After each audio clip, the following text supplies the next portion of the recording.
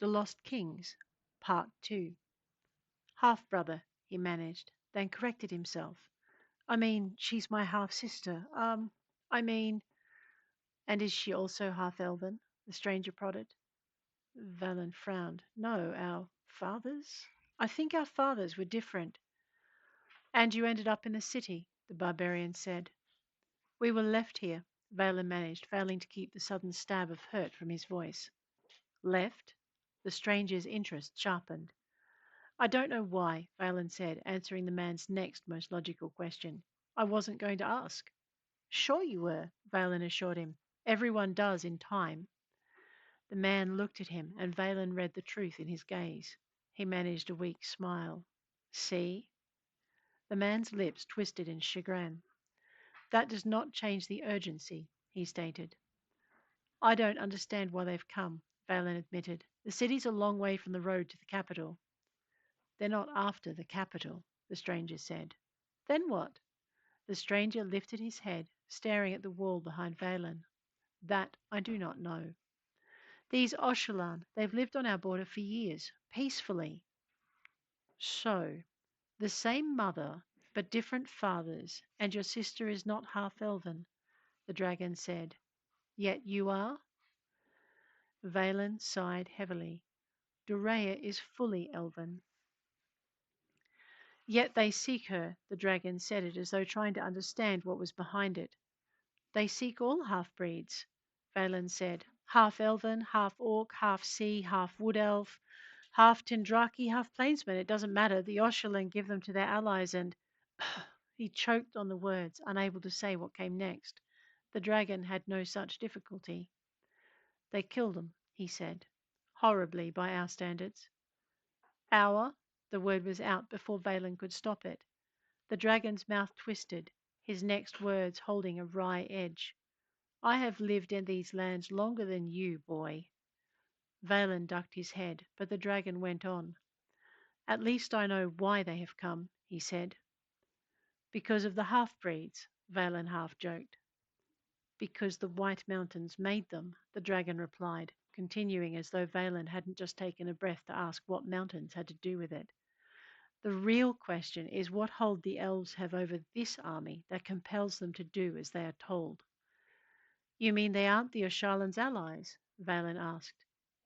I wondered why an Ashalan city-state formed the vanguard of an army that did not stir behind it, the dragon stated.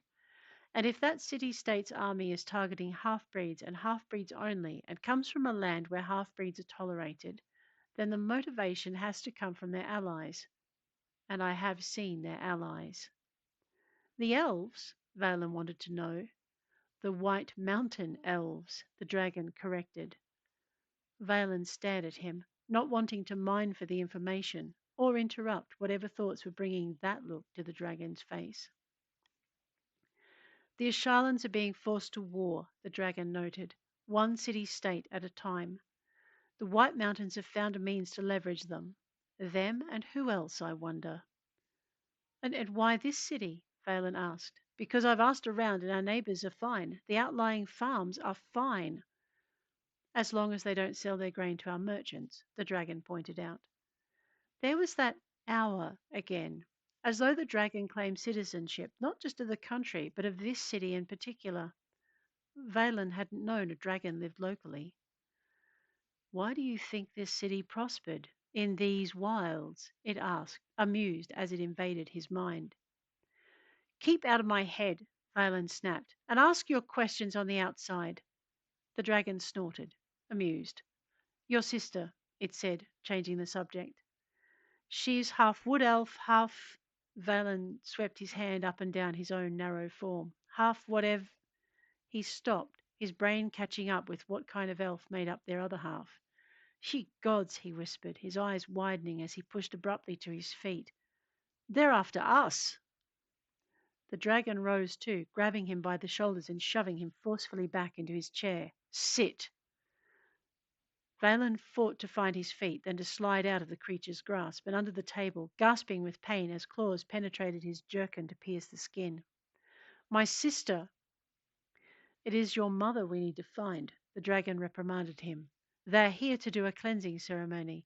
The tribe has fallen out of favor, and she is the scapegoat. They aren't here for the other half breeds, just hers. Valen gaped at him.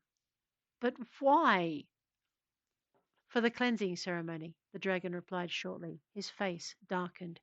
You thought the deaths of the other half breeds were horrible. What awaits her and her children will make them seem merciful. Valen paled, renewing his struggles as the dragon's grip tightened. I have to get to my sister, he growled. Why? The dragon asked. So you can die alongside her? So I can save her, Valen stated. So I can get her out of there. The dragon cocked his head. Out of where? Valen opened his mouth to answer and froze. After a second's silence, he closed it, thought, and gave his answer. I was going to start at the orphanage. They were waiting for you there, the dragon replied. Valen tensed. My sister? From what I can ascertain, she left the orphanage well before the Oshalans arrived, although not before their representative is said to have visited. Valen leaned forward. What do you mean, from what you can ascertain? How long have you been watching us? You, the dragon corrected. I've been watching you. I did not know you had a sister. Valen looked at him. Then how? I can speak mind to mind, it reminded him, doing just that. I sent word to my people from the moment you mentioned her. But why me? Valen asked. Why follow me? I'm no one. My father. He closed his eyes, bowing his head. Your father was one of 5 kings who rode into the mountains and never returned, the dragon finished softly. And I believe your sister's father was another. How they ended up having children with a White Mountains princess, I do not know, but I do know where I must now look to find them. Valen swallowed sadness. Then the dragon's words registered and he blinked. Find them? He asked. You mean they're still alive? He paused, and when the dragon didn't immediately reply, continued. My father is alive? Only if we can find him first, the dragon answered. And we can only do that once you and your sister are secured. Its gaze darkened. I can only do that after you are secured. You mean I'm not safe here? Valen asked, glancing toward the door. The dragon followed his look. News travels swiftly, and both money and fear are great motivators. Valen heard footsteps approach the door and struggled for his feet. His head spun again and he leant on the table. You hit like an anvil, he grumbled, waiting for the world to steady.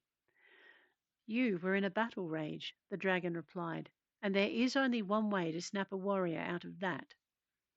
Studying the man, Valen didn't argue.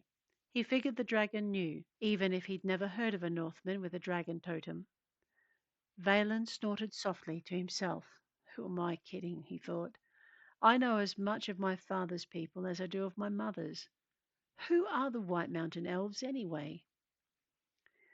They're a race of elf as close to the Northman culture as I've ever seen.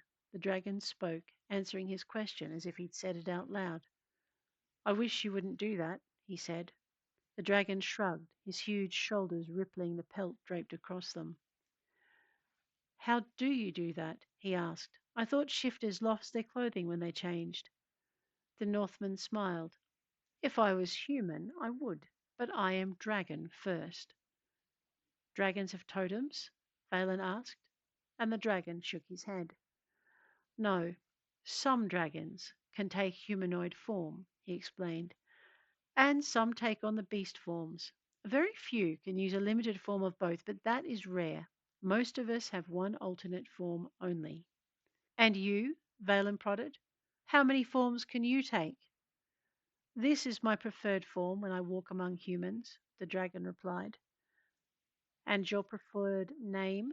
Valen wanted to know, realizing the creature hadn't given him one. Brel Shiral, the dragon replied. You can call me Brel. Valen gaped at him. Are you? Really? Brel? It is better than hearing you mangle the pronunciation. Or have you mistakenly called my brother in an emergency? The dragon told him. Now, we must help your sister. I thought you said you didn't know where she was. That was an hourglass ago, Bel Shiral answered. My people have found her, and she can climb no higher. Valan paled. He stayed still, momentarily frozen as he realized what Dorea intended. She can't, he whispered. The Northman reached across the table, seizing him by the arm and dragging him to the other side. You have daggers, Brel noted, his voice rough. Do you need a sword?